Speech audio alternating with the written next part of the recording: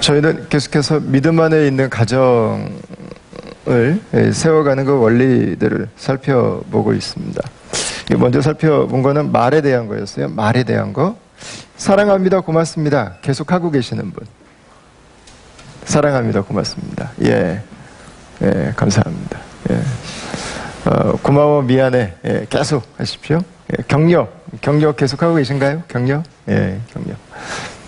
삶은 연습입니다. 연습이고, 우리의 삶을 이끌어가는 것은 기대나 바람이 아니라 습관입니다. 믿음의 습관이 있는 것이 중요합니다. 잘 믿는데 왜 안 되지? 내 습관을 점검해 봐야 될 필요가 있습니다. 부정의 격려가 계속 되는데 행복할 수 있는 집은 없어요. 항상 지적하는데 건강하게 자랄 수 있는 사람은 없어요. 그 사람에 대한 존재를 세워주고 축복해주고 받아주고 그리고 관계를 빌드업해가는 그 습관들이 필요합니다. 그걸 계속 연습해 가는 거예요. 우리가 가지고 있는 죄성의 특징 중에 하나가 뭐냐면 하나님의 원리를 자꾸 깨트리려고 그래요. 하나님의 원리를 깨트리고 자꾸 내가 원리를 만들고 싶어요. 그리고 항상 우린 일하죠. 제가 약해서 제가 부족해서. 근데 여러분, 그거는 약해서 그런 게 아니에요. 악해서 그런 거예요. 악해서. 부족해서 그런 게 아니에요. 내가 너무 똑똑하기 때문에 하나님의 원리를 우습게 여기는 거예요. 원리를 내가 깬다고 해서 원리가 깨지지는 않아요. 원리를 깨면 반드시 내가 깨지게 되어 있는 거예요. 그래서 전혀 복잡한 문제가 아닙니다. 아주 심플한 문제입니다. 단순한 문제입니다. 그 원리는 어렵지 않습니다. 하나님의 원리는 그렇게 복잡하지 않습니다. 오히려 굉장히 단순합니다. 심플합니다. 근데 그게 내 생각이랑 안 맞고 내가 받아들이기 어렵고 내 감정이 어색하고 그게 나에게 맞지 않는다고 생각하기 때문에 계속해서 미뤄두는 거죠. 원리는 깨려고 하면 안 돼요. 점검하고 계속해서 그 원리에 나를 맞춰갈 수 있어야 됩니다. 그때 우리의 삶이 건강해져요.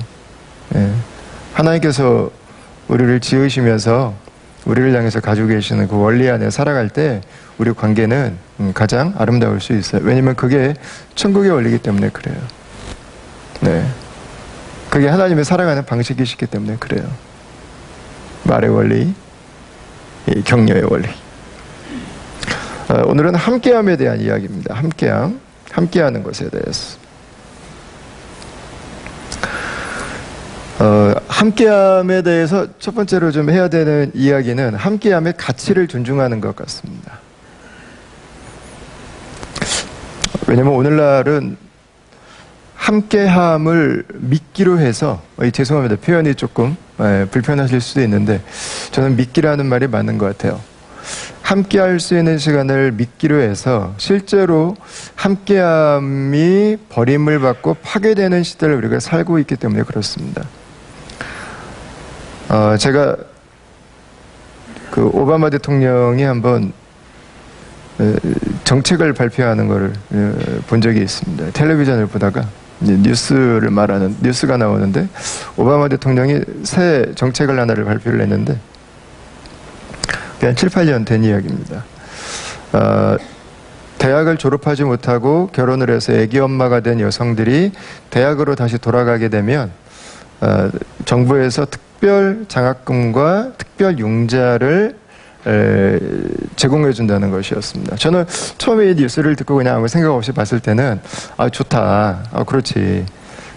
고등학교 졸업하고 아이 낳고 이제는 더 이상 기회가 없다고 생각할 수 있는데 정부에서 이렇게 후원해 주면 얼마나 좋은 거야. 좋은 거다. 이렇게 생각했어요. 나중에 왜 이제 미국의 이제 경제적인 경제사 흐름을 책으로 쭉 읽으면서 오바마가 그 이야기를 했던 포인트가 어떤 포인트인지를 이해하게 됐어요. 왜냐하면 그 이야기를 했던 가장 중요한 이유는 여자도 당연히 반드시 맞벌이를 해야 된다고 하는 것을 강조하기 위한 거였어요. 그러니까 여자들 집에 있지 말라는 이야기였어요. 여자들도 다 공부해서 일터로 나가라는 이야기였습니다.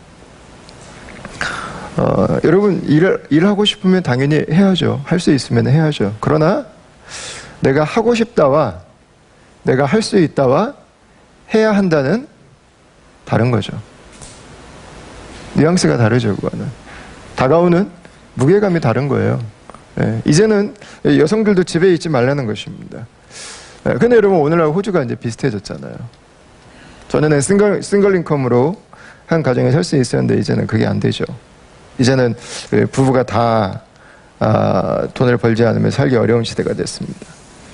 사실 뭐 먹고 살기 위한 문제만이라면 뭐 먹고 사는 거야 뭐 문제 있겠어요? 굶지는 않겠죠.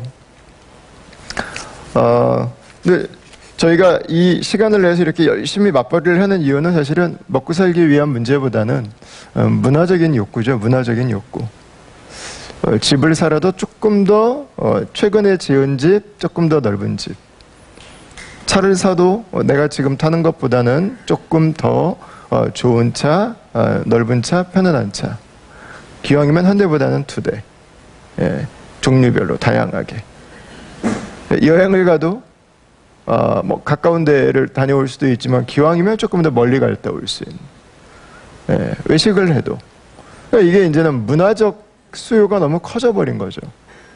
그러다 보니까 함께 있는 시간을 이야기하면서 사회가 돌아가는데 오히려 실제로는 함께 있는 시간들은 더 사라져버리고 있는 거죠. 함께 있고 싶어서 열심히 사는데 정작 함께 없어요. 가족을 위해서 열심히 일한다고 생각하는데 가족은 해체돼 가고 있는 거죠.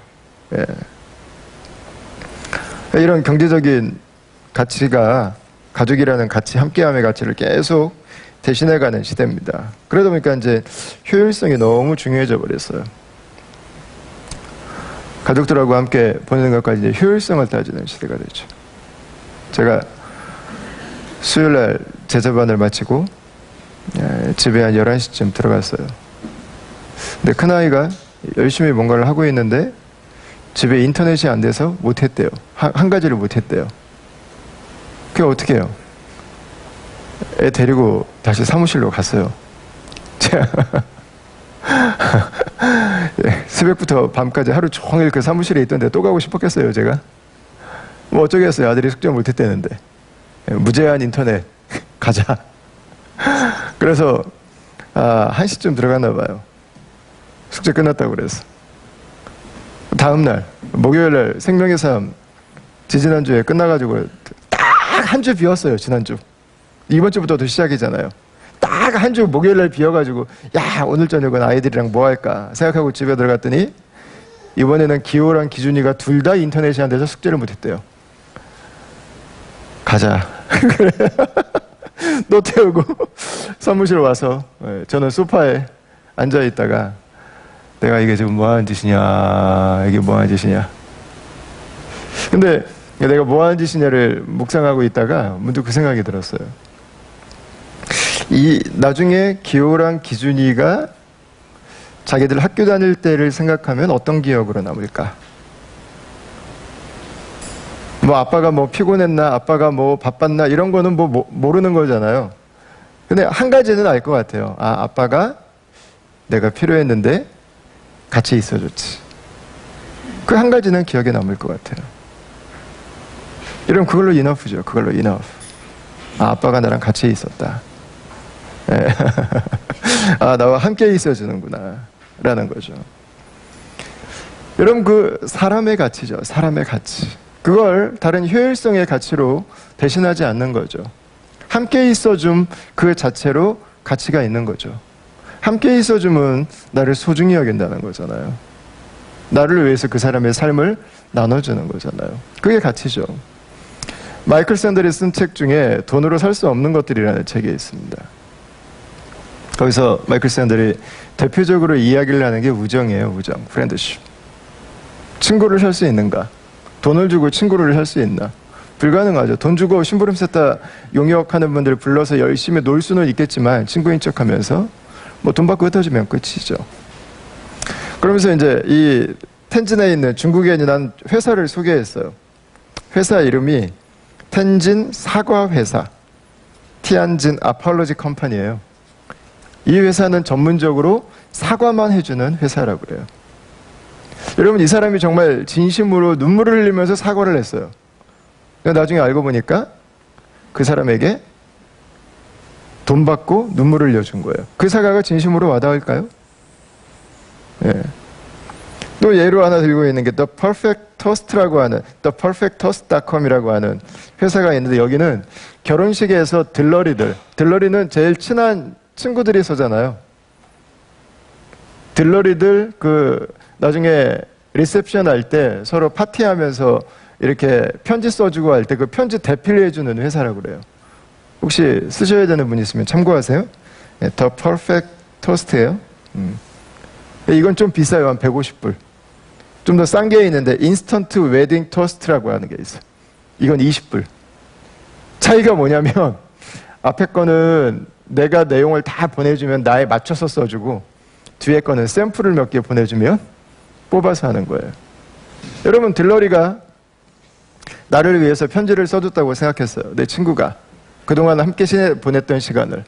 근데 나중에 알고 보니까 그 시간이 내가 감동을 했어요. 뭉클했어요. 눈물을 흘리고 정말 내 친구밖에 없다고 생각했어요. 나중에 알고 보니까 그게 어디서 사온 거였어요. 여러분, 기쁘겠냐는 거죠. 예. 효율성이 사람을 대신하는 시대, 함께함을 대신하는 시대. 조금 어눌해도, 좀 부족해도 내 친구가 나를 생각하면서 쓰는 게 맞는 거죠. 여러분, 왜 함께함이 필요합니까? 우리는 모두 다 누군가가 필요하기 때문에 그렇습니다. 누가 필요해요? 진심을 나눌 수 있는 사람들. 네. 여러분, 그게 가족이에요. 그게 공동체고, 그게 하나님께서 살아가는 방식이시고, 그게 우리들에게 주신 삶의 축복입니다. 함께함은 이걸 충족시켜주는 거죠. 이 함께함의 가치를 대신할 수 있는 가치가 없어요. 함께함은 함께함으로만 충족될 수 있는 거예요. 요한복음 15장 5절을 한번 보시겠어요? 같이 한번 읽어보겠습니다. 시작. 나는 포도나무요, 너희는 가지라. 그가 내 안에, 내가 그 안에 거하면 사람이 열매를 많이 맺나니 나를 떠나서는 너희가 아무것도 할 수 없습니다. 아멘. 여러분, 이것은요, 믿음에도 동일한 원리예요. 믿음은 무엇인가? 믿음은 함께하는 것입니다. 믿음은 함께 살아가는 거예요. 믿음은 예수님의 인격과 나의 인격이 하나 되는 것입니다. 믿음은 다른 게 아니에요. 거기에서부터 모든 게 출발하는 거예요. 만약에 그리스도와 예수님과 내가 하나 되지 않은 상태에서 무엇인가를 하면 잘못될 가능성이 높아요. 열심히 하면 할수록 잘못될 가능성이 더 높아져요. 주님과 연합되지 않았는데 인정을 받으면 받을수록 더 큰 문제가 될 수 있어요. 그래서 말씀하시잖아요. 아무것도 할 수 없다. 왜 못하겠어요? 다 할 수 있지. 문제는 결과죠. 결과. 유익하지가 않은 거죠. 그래서 여러분, 믿음의 가장 중심부에는 뭐가 있어요? 예수님과 누리는 친밀함이 있어요. 친밀함. 함께함의 즐거움. 네, 함께함의 즐거움. 가끔씩 제가 받는 질문 중에, 목사님, 기도 어떻게 오래 할 수 있나요? 그래요. 뭐 어떻게 오래 해요? 여러분, 누구랑 오래 있을 수 있으세요? 처음 만나는 사람이랑 오래 있을 수 있을까요? 낯설 거예요. 아마 몇 마디 하면 할 얘기 없죠. 오래 있을 수 있는 사람은 누구예요? 편안한 사람이에요. 사랑하는 사람, 나를 아는 사람. 그러면 하루 종일 같이 있을 수 있어요. 그게 어색하거나 불편하지 않아요. 기도를 오래 할 수 있는 이유는 뭐예요? 주님과 친해지는 거예요. That's all. 주님과 친해지는 거. 그게 믿음이죠. 그게 믿음. 여러분, 이것은 삶의 원리만이 아니에요. 우리들의 관계의 문제만이 아니에요. 가족의 문제만이 아니에요. 우리 믿음의 중심부예요. 믿음의 중심부. 하나님이 우리에게 주신 가정은 천국을 투영하는 거예요. 투영하는 것. 주님께서 우리에게 주신 믿음의 중심부에 친밀함이 있다면, 인티머스가 있다면, 여러분, 우리 가정에서도 중심부에 우리가 가장 중요하게 생각하는 것은 바로 이 인티머스를 누리는 거죠. 하나됨을 누리는 거죠. 이게 가정의 가장 중요한, 하나님이 가정해 주신 가장 큰 축복이 되는 거죠. 자, 누가 행복한가? 지난주에 행복에 대해서 잠깐 나눴는데, 누가 행복한가? 관계적인 친밀함을 누리는 사람이 행복해요. 우리 청년들은 결혼하면 좋겠다, 행복하겠다. 결혼한다고 안 행복해요? 별로. 그럼 결혼 안 하면 행복해요? 뭐 그러지 않아요. 결혼하신 분들은 이제 또 아이를 언제쯤 갖나가 이제 고민이죠. 아이 가지면 행복해요? 아이 가지면 별로 안 행복해요. 힘들어 죽을 일만 있어요, 이제. 그 아이 없으면 행복해요? 여러분, 별로 관계 없어요, 행복이랑. 어느 직장 가지면 행복해요? 별로 관계 없어요, 여러분. 행복의 척도는 컨디션이 아니라 릴레이션십이에요. 행복은 관계에서 나오는 거예요, 관계. 그 관계에 만족감이 있는 사람이 행복해요. 청년이든 결혼을 했든 아이가 하나든 둘이든 셋이든 관계없어요. 당신이 포지션이 뭐든 별로 중요하지 않아요. 포지션이야. 하루아침에 사장님 됐다가 또 사업 안 되면은 또 막노동도 했다가, 여러분, 포지션은 바뀌는 거예요. 컨디션은 바뀌는 거라고요. 날씨는 바뀌는 거라고요.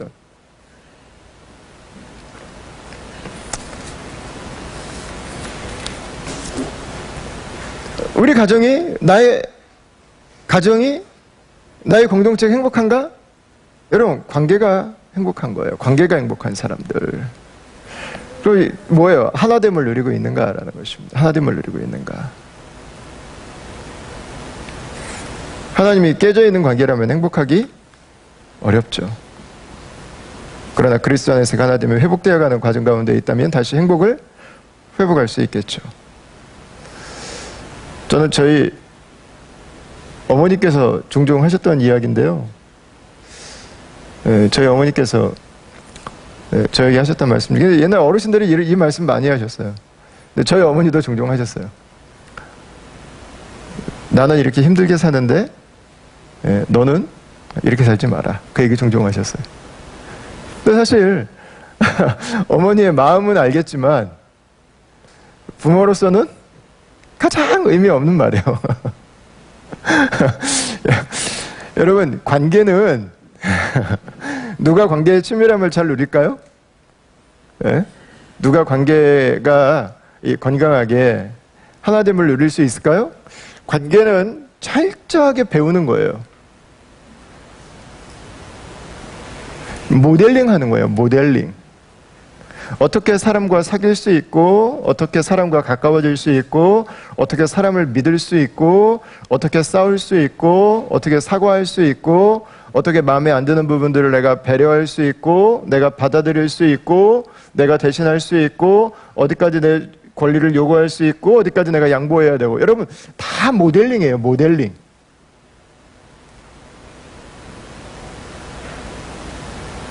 너는 나처럼 살지 마라. 아버지가 이렇게 이야기를 하고 어머니가 이렇게 이야기를 하는 거는 자식을 향한 애틋한 마음이 있겠지만, 여러분, 사실은 이미 부모는 다 보여준 거예요. 인생은 이렇게 사는 거라고.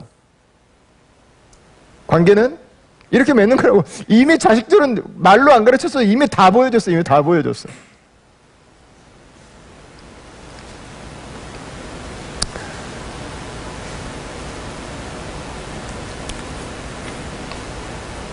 남부럽지 않게 살아라. 이게 또 어르신들이 생각하는 행복이었죠. 그죠? 그 남부러운 게 왜 중요해요? 행복해. 사는 거. 아니, 남이 어떻게 살는 그게 나한테 왜 중요하죠? 비교할 이유가 전혀 없잖아요. 네. 내가 하나됨을 누리고 내 관계가 이 충족감들이 있으면 여러분 어려움도 이겨낼 수 있는 거고 좋은 때도 감사할 수 있는 거고 남이 왜 중요해요? 남이 왜 중요해? 예? 우리는 우리의 관계, 우리의 가정에 대해서 건강하지 않은 기준 두 가지를 너무 일찍부터 배워버렸어요. 하나됨이 마치 말로 될 수 있는 것처럼. 아니에요. 하나됨은 배우는 거예요. 배우는 거. 다 배워요. 하나됨은 남보다 더 잘 사는 게 행복하다고 하는 거. 아니요. 남은 아무 관계 없어요, 여러분. 남이 내 행복과 무슨 관계가 있겠어요. 그래서 관계는 연습하는 거예요. 연습이 필요해요. 연습. 좋은 관계를 계속해서 모델링하는 것입니다. 그걸 반복하는 거예요. 이 작업이 이루어지는 것이 바로 가정이고 이 과정이 이루어지는 것이 바로 교회예요. 교회. 예. 긍정적인 가정에서 자란 아이들은 어려움이 와도 긍정적으로 잘 받아들여요. 예. 어두운 집에서 자란 아이들은 좋아도 별로 그렇게 좋은지를 몰라요. 표현을 잘 못해.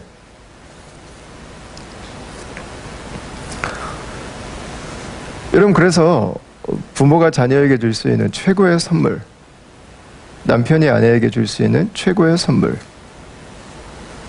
목회자가 성도에게 줄 수 있는 최고의 선물, 먼저 다음 교회 안에 들어오신 분들이 나중에 들어오신 분들에게 줄 수 있는 최고의 선물은 다른 것이 아닙니다. 행복한 관계를 선물해 주는 것입니다. 건강한 관계를 나눠주는 거예요. 어떻게 친밀함을 누리면서 살아갈 수 있는지, 어떻게 우리의 약함을 서로 담당할 수 있는지, 어떻게 사랑의 언어를 전달하고, 어떻게 갈등을 해결하고, 어떻게 서로를 세워주는지를 보면서 배우는 거예요. 보면서 계속해서 그 과정들이 일어나는 거죠. 여러분, 그런데 이 좋은 것만 닮지 않고 우리는 아픈 것도 닮아요. 깨어짐은 계속 깨어짐을 만들어가요. 오늘 우리가 읽은 본문의 내용은 그 깨어짐의 끄트머리를 지금 봤어요. 이런 믿음의 조상인 아브라함의 가문입니다. 하나님께 언약을 받았던 사람입니다. 이스라엘의 시조가 된 사람입니다. 은혜로 구원받은 첫 번째 사람으로 기록되는 사람이에요. 이 정도 집안이면 좀 괜찮아야 될 것 같은데요. 아브라함의 집안을 흐르는 굉장히 강력한 그 죄의 쓴뿌리가 몇 가지가 있는데 그 중에 하나가 깨어짐이에요. 깨어짐. 가정이 계속 깨어져요.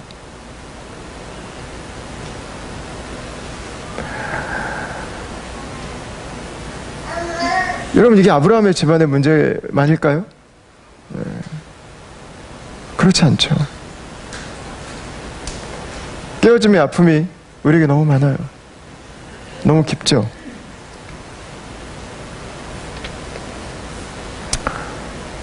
그게 죄의 습성이에요. 죄의 습성은 깨고 나눠요. 이간질시켜요. 이게 죄예요.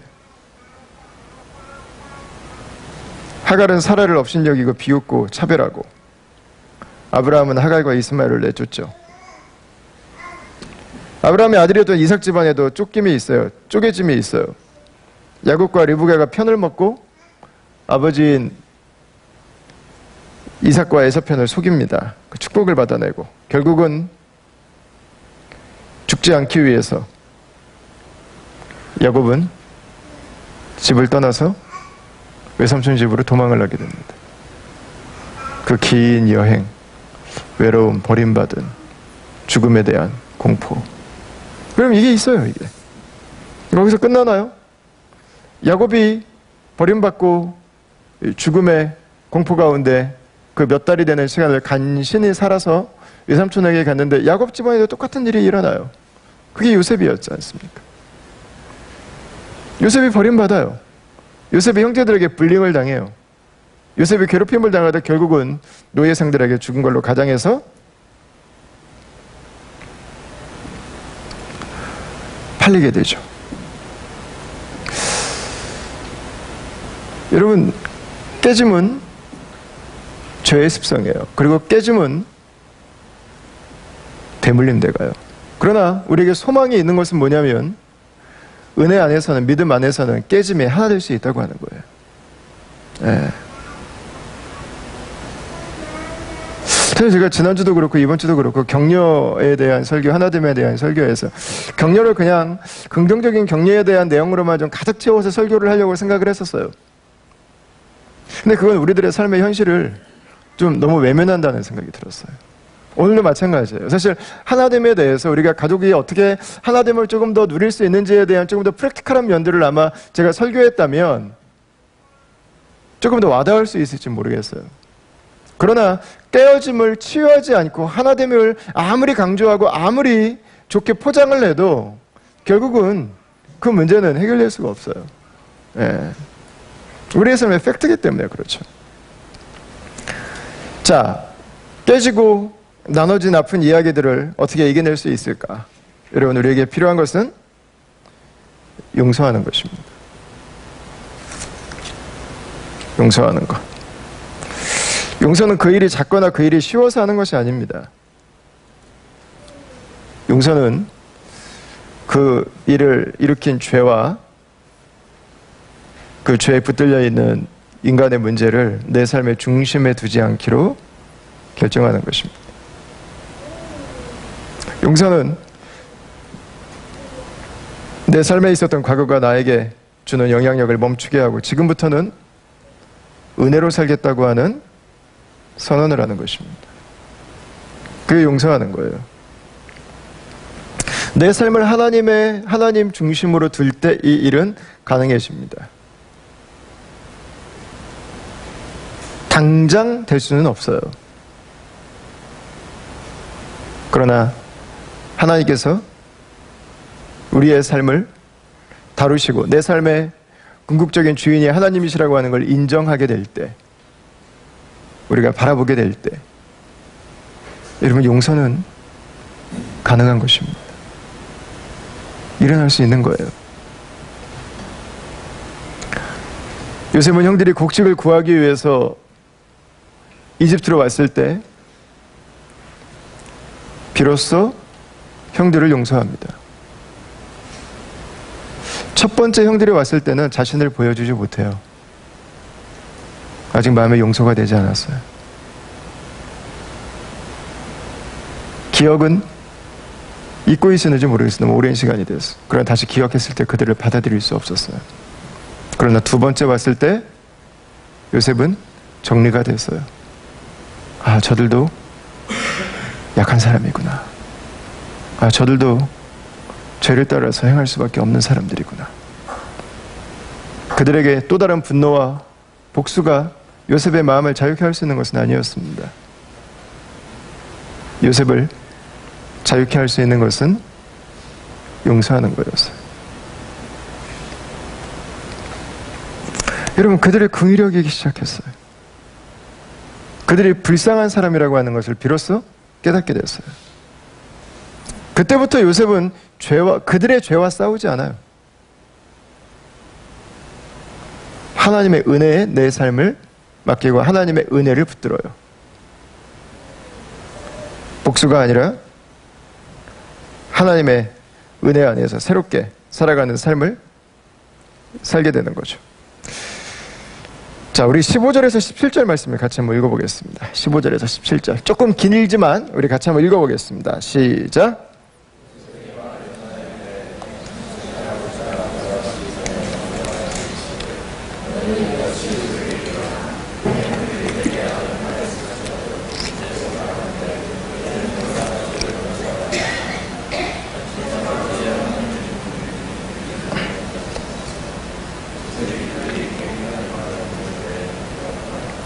요셉의 형제들이 그들의 아버지가 죽었음을 보고 말하되 요셉이 혹시 우리를 미워하여 우리가 그에게 행한 모든 악을 다 갚지나 아니할까 하고. 아멘.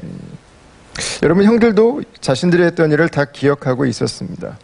그리고 형들은 이미 창세기 45장에 보면 이미 두 번째 먹을 것을 구하러 애굽에 갔을 때 요셉을 만나서 요셉이 형들을 용서한 것을 이미 다 알고 있었습니다.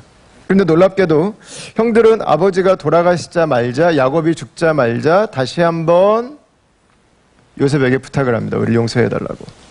여러분, 요셉은 용서했어요. 그러나 형들은 받아들이지 못했습니다. 왜 그럴까요? 이들은 후회는 했는지 모르겠지만 회개는 하지 않았기 때문에 그래요. 여러분, 다른 사람의 죄에 대해서 필요한 것은 용서입니다. 그러나 나의 죄에 대해서 필요한 것은 회개예요. 회개는 도매급으로 넘어가는 게 아니에요. 그러니까 용서해 주셨으니까 당신 나 용서해 줄 거지? 오케이. 여러분, 이건 죄송한데 회개가 아니에요. 네. 용서를 받아도 그 사람은 죄에 여전히 붙들려 있는 삶을 살 수밖에 없어요. 회개는 그 죄에 대해서 내가 진심으로 잘못된 것을 인정하는 것입니다. 나 때문이라고 하는 걸 인정하는 거예요. 인정해서만 끝나면 안 돼요. 그거에 대한 책임을 져야 될 것이 있다면 책임까지 지겠다고 이야기하는 거예요. 나를 죽이면 죽겠다고 이야기하는 거예요. 그때 상대방이 살려주면 나는 그 죄로부터 사는 거예요. 근데 용서는 원하는데, 후회는 하는데 회개는 하지 않아요. 그러다 보니까 그 죄가 여전히 살아있어요. 아무리 용서를 선포해도, 아무리 용서받았다고 말해도 용서를 받은 적이 없어요. 나는 여전히 죄에 붙들려 있어요. 왜 그래요? 죄를 회개하지 않았어요. 아직 계속 후회만 하고 있죠. 내가 정말 잘못했다면 그 죄에 대해서 내가 책임을 지겠다고 이야기를 해야죠. 여러분, 우리의 삶에는 이 두 가지가 다 필요해요. 특별히 우리가 깨짐을 넘어서, 나누어짐을 넘어서 하나님의 용서 안에서, 하나님의 하나 되게 하심 안에서 우리의 관계들이 함께함으로 나아가기 위해서 용서가 필요하고요, 회개가 필요합니다. 두 가지가 함께 있을 때 이 과정을 넘어서 하나됨의 회복으로 나아갈 수 있습니다. 그래서 요셉은 아브라함 가문에 흐르는 깨어짐을 막는 사람이에요. 깨어짐을 하나됨으로 바꾸는 사람이에요. 여러분, 거기에는 회개가 있어요. 그리고 거기에는 용서가 있어요. 용서는 깨어짐을 바꿀 수 있는, 하나님의 은혜는 나누어짐을 하나로 만드는 힘이 되는 거죠. 사실 저는 최근에 이 내용을 제 아내와 함께 너무 깊이 경험했어요.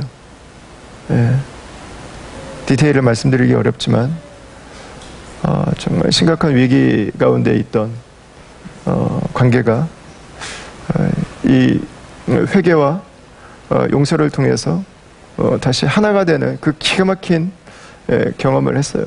마지막 회복이 어제 최근에 이루어졌는데, 여러분이 믿음 안에 있는 파워죠. 파워. 그죠? 자, 그리고 요셉이 이제 선포합니다. 함께함의 시간에 대해서 20절을 한번 보겠습니다. 하나님은 그것을 선으로 바꾸서 오늘과 같이 많은 백성의 생명을 구원하게 하시려 하셨나니, 이렇게 기록합니다. 여러분, 그 사건은 나에겐 악이었습니다. 공포였습니다. 인생의 골짜기였습니다. 그게 아니라는 게 결코 아닙니다.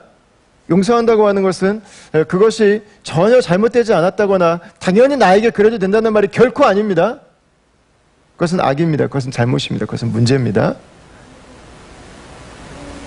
그러나 그것이 내 삶의 모든 것이 되지 않도록 하겠다는 것입니다. 그것을 행한 그 죄가 문제지, 그 죄를 이기는 법을 찾는 것이 중요한 거죠. 방향이 바뀌는 거예요. 문제를 바라보는.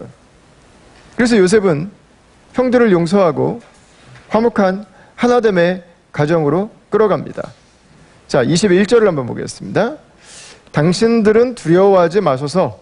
내가 당신들과 당신들의 자녀를 기르리이다 하고 그들을 간곡한 말로 위로하였더라. 하였더라. 이렇게 이야기했습니다. 만약에 여기서 요셉이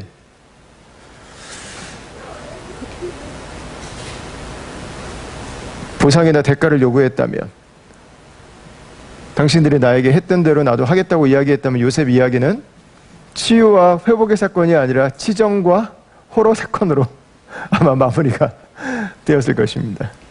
그러나 용서와 요셉이 말하는 이 책임의 이야기, 내가 당신과 당신의 자녀들을 기르리이다는 좀 맞지 않죠. 책임지겠습니다 라는 말이겠죠. 내가 마지막까지 공급하고 내가 당신들을 보호하겠습니다, 이런 이야기겠죠. 요셉은 책임지기로 결정합니다. 함께 살아가기 위해서 필요한 것들에 대해서 그는 책임지기로 결정하는 거예요. 여러분, 함께 있다고 하는 것은 뭘 말하는 건가요? 하나 된다고 하는 것은 언제 가능한가요? 서로에 대해서 책임지기로 결정할 때 가능한 것입니다. 함께 한다고 하는 것은 우리의 관계가 1대1로 살아있을 때 가능한 거예요. 우리가 가정을 생각할 때도, 모르겠어요. 우리 자매님들은 이게 멀티태스킹에 대해서 기본적으로 이게 탑재가 돼 있으신 것 같은데, 우리 남자들은 좀 그 부분이, 저도 좀 굉장히 좀 약한 부분이라 저도 노력을 많이 하는 부분인데, 1대1로 세워가는 과정들을 잘 저도 몰랐던 것 같아요. 근데 여러분, 모든 관계는 1대1입니다. 1대1. 관계라고 하는 말은 한 사람 한 사람을 세우기 위한 통로예요. 가정을 한 번에 다 끌 수 있는 리더십은 없는 것 같아요. 가정을 다 모아놓고 하나 되게 할 수 있는 방법은 없는 것 같아요. 아내와의 1대1의 관계가 중요합니다. 첫 번째 아이와의 1대1의 관계가 중요합니다. 그 관계가 1대1로 다 살아있어야 돼요. 1대1로 다. 그 관계를 통해서 서로를 격려하고 세우고 섬기는 거죠. 여러분, 그래서 우리가 관계에 대해서, 특별히 가정을 하나 되게 만들어갈 때 우리에게 중요한 부분이, 다음 한번 좀 보여주시겠어요? 첫 번째는 1대1의 관계를 만들어가는 연습을 하는 것입니다. 가족들끼리 1대1로 만나십시오. 1대1로. 이 시간을 꼭 가지십시오. 전체가 함께 모이는 시간보다 1대1이 먼저예요. 전체만 모이면 나눌 수 있는 진짜들을 놓칠 때가 많아요. 1대1로 만나십시오. 1대1로. 1대1에서 중요한 것은 공감하는 것입니다. 공감. 공감이라고 하는 것은 일방적으로 말하지 않는 거예요. 1대1에서는 듣는 시간이 중요합니다. 상대방이 무슨 말을 하는가. 1대1로 만났는데 그 시간이 망쳐지는 가장 중요한 이유는 내가 하고 싶은 말을 쏟아내는 시간으로 1대1을 사용하기 때문에 그렇습니다.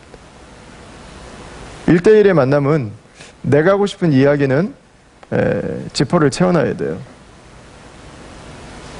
상대방이 무엇을 생각하는지를 들어주는 시간이 되어야 됩니다. 그래야 관계가 소통이 되기 시작해요. 원망을, 불평을 다 들을 수 있어야죠.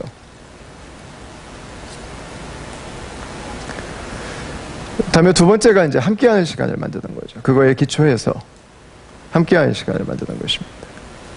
저도 아이들하고 함께 보낼 시간이 없어서 지난 세메스터에 아이들을 하루씩 학교를 안 보냈어요. 하루씩 저랑 만나려고. 그래서 같이 저랑 브런치 먹고 아이들이 하고 싶어 하는 거 하나씩 같이 했어요. 뭐 아이들이랑 따로 만날 수 있는 시간을, 이게 너무 어려우니까 제가 그냥 낮 시간을 그냥 한나절을 빼버렸어요. 그리고 저희 아이들도 뭐 맨날 안 보내는 건 아니고요. 그날 하루씩 안 보낸 거죠. 그래서 아이들이 요즘 무슨 생각하고 있는지, 아이들하고 같이 놀고 같이 맛있는 거 먹고 아이들이 하는 이야기 들어주고 아이들 장난도 같이 치고, 그러면서 아이들이랑 함께 시간을 만드는 거죠. 그러면 같이 모여 있을 때도 연결이 돼요, 관계가.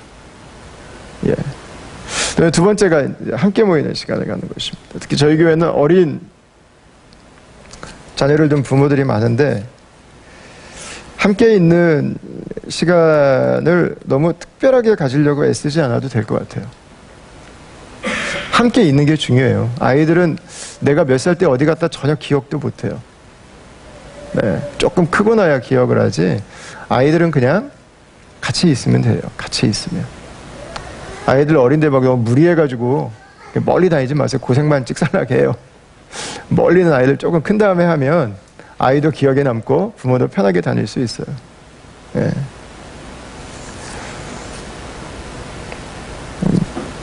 제가 한번 나눴던 것 같은데 저희가 미국에 있을 때 그랜드 캐년을 너무 보여주고 싶어가지고 라스베가스를 지나서 그랜드 캐년까지 운전을 얼마나 열심히 했는지 몰라요. 제가 막 90마일로 막 밟아가면서. 그래서 저는 그랜드 캐년을 보고 아들들이 저에게 고맙다고 할 줄 알았어요. 이렇게 멋있는 데를 데려와줘서 아빠 고마워요. 근데 우리 아이들의 첫 마디가 뭐였냐면 아빠 여기 왜 왔어요? 아빠 여기 뭐하러 왔어? 앞에는 지금 몇십 킬로미터, 몇백 킬로미터 지금 그 거대한 장관이 펼쳐져 있는데 아이들은 이게 필요 없어요. 아빠 여기 뭐하러 왔어? 그날 저희 아이들 인디안 저 구석에 인디안 텐트 몇 개 쳐 있었는데 그 인디안 텐트 옆에 있는 개미집 가서 개미 아이들하고 놀았어요. 그 여행에서 아이들이 가장 기억에 남는 건 그랜드 캐년이 아니라 기억도 못해요. 제가 물어보니까 갔다 온 것 자체를 기억을 못해. 라스베가스에서 그 호텔에서 3일 동안 수영장에만 있었거든요. 그거 기억하더라고요. 필요가 없어요. 필요가 없어. 쎄 빠지게 뭐 이렇게 할 필요가 없어. 조금 크고 나서 아이들이 놀만하면 아이들이 보고 싶어 하면 데리고 가면 되고 예, 중요한 건 같이 있는 시간 그 자체입니다. 여러분 다른 것들로 함께 있는 시간들을 채우려고 하지 않아도 돼요. 조시 맥도웰이 쓴 좋은 아버지라는 책에 보면 뒤에 돈 한 푼 들이지 않고 가족들이 한 시간을 놀 수 있는 놀이거리가 500가지가 소개가 되어 있어요. 500가지. 예. 그럼 저희들이 가지고 있는 가정이 함께 보내는 시간의 의미에 대해서 좀 다르게 평가를 해볼 필요가 있는 것 같아요. 다음에 세 번째는 주님과 교제하는 시간을 갖는 것입니다. 주님과 교제하는 시간. 주님과 함께하는 시간 갖는 거예요. 여러분 우리의 모습이 계속해서 주님 안에 있을 때 자녀들에게 주님과 교제하는 삶을 물려줄 수 있어요. 아, 우리 아빠는 이렇게 어려울 때 기도해 줬었지. 이렇게 이런 문제가 있을 때 미안하다고 했었지. 아버지가 성경을 읽고 있었지. 하나님에 대해서 이런 이야기를 나눠주었었지. 여러분 그게 우리의 원천이 되는 거죠. 원천이 돼서 계속해서 우리 자녀들에게 함께 나누는 거죠. 여러분 그게 진짜 교육이죠. 다양한 상황에 대해서 우리는 어떻게 살아가고 있는지, 우리가 어떻게 반응하고 있는지. 근데 우리가 실제로 날마다 주님과 교제하는 삶이 없다면 그냥 인간적인 처방전은 얼마든지 나눌 수 있는데 주님 안에서 이것들을 어떻게 바라봐야 되는지에 대해서는 자녀들이 배울 수 있는 기회가 없어요. 그래서 우리가 날마다 주님과 함께 교제하는 삶 안에서 우리 자녀들과 함께 우리가 살아가는 그 삶을 나누는 거죠. 여러분 함께함의 시간들을 우리가 중요하게 생각하고 이 시간들을 함께 보내는데 함께하면서 우리는 하나 되죠. 함께하면서 우리는 성장합니다. 그리고 함께하면서 우리는 주님의 나라를 함께 섬길 수 있게 됩니다. 그런데 여러분 함께함의 최종 목적이 있습니다. 그것은 우리의 자녀들이 잘 떠나도록 도와주는 것입니다. 네. 가장 위험한 부모님은 이렇게 이쁜데 누구에게 시집 보내요? 누구에게 장가 보내겠어요? 아니죠. 그렇게 살면은요 그 아이 평생 다 안 쳐다봅니다. 질려서. 나한테 오게 하려면 조금 이렇게 밀어내줘야 돼요. 밀어내주면 다시 와요. 나는 너 죽어도 못 보낸다 그러면 걔 죽어도 나한테 안 와요. 야, 나 너 없어도 돼. 가. 가. 없어도 되는 아니죠. 야, 가도 돼. 혼자 해도 돼. 그럼 자꾸 와요. 예, 반대로 해야죠. 반대로. 양육의 목적은 떠나서 잘 살도록 하는 것입니다. 양육만이 아니에요. 부부도 마찬가지예요. 남편이 출근해서 아내가 자기의 삶을 살아가면서 아내를 믿고 아내가 잘 살 수 있도록 하는 것. 그게 우리가 함께 있는 이유죠. 여러분, 교회도 마찬가지죠. 맨날 교회 와서 예배만 우리가 드리겠어요? 아니잖아요. 우리가 함께 모이는 이유가 뭐죠? 헤어지기 위해서죠. 잘 헤어지기 위해서. 헤어져서 잘 살도록 하기 위해서. 그 정말 건강한 교회는 가정의 교회가 있는 거죠. 일터가 교회가 되는 거죠. 있는 곳에서 믿음으로 살아가는 거죠. 여러분, 이 원리인 거예요. 이 원리. 예. 요셉의 말처럼 섬기겠다는 마음으로 살아야 됩니다. 그러니까 나와 함께 살아가는 사람들을 내 것이라고 생각하면 위험한 것 같아요. 손님이라고 생각하면 좋을 것 같아요. 자녀들은 조금 오래 우리 집에 머무는 손님, 언젠가는 떠나갈 손님이죠. 그러니까 너무 큰 기대하지 말고, 예, 죽을 때까지 붙들려고 하지 말고, 너무 집착하지 말고, 있는 동안 잘 섬겨주세요. 잘 리스펙트 해주고, 그리고 떠날 때도 멋있게 독립할 수 있도록 박수 쳐주고 믿어주고, 있을 때도 힘들다가 가려고 하면은 너 없이 못 산다 붙잡으면 안 되잖아요. 더더구나 저에게 보니까 내 자식에게 목숨 걸면 나중에 사위나 며느리도 안 올 것 같아. 내 아들한테 목숨 걸고 있는데 며느리 우리 집 와서 띵가띵가 놀고 있는 거 어떻게 보게? 내 아들이 설거지하고 하는 거 어떻게 보겠어요? 예? 하라고 해야죠. 하라고. 예. 오히려 이제 며느리가 생기면 며느리한테 잘해야 이제 아들이 이제 집으로 오죠. 예. 그러니까 내 자식한테 너무 이렇게 붙들려 있으면 안 돼요. 놔두시고. 나중에 자녀들이 결혼을 하고 나서도 손님처럼 우리 집에 와서 대접받고 갈 수 있게, 섬김받고 갈 수 있게. 가면 이거 해야 돼, 저거 해야 돼, 이것도 생각해, 저것도 생각해. 5만 가지 다 생각하면 그 집이 가고 싶겠어요? 부모님 집이? 절대 안 가요. 자식도 손님처럼, 결혼하고 나서 며느리도, 자꾸 제가 아들만 있으니까 며느리가 먼저 나오네.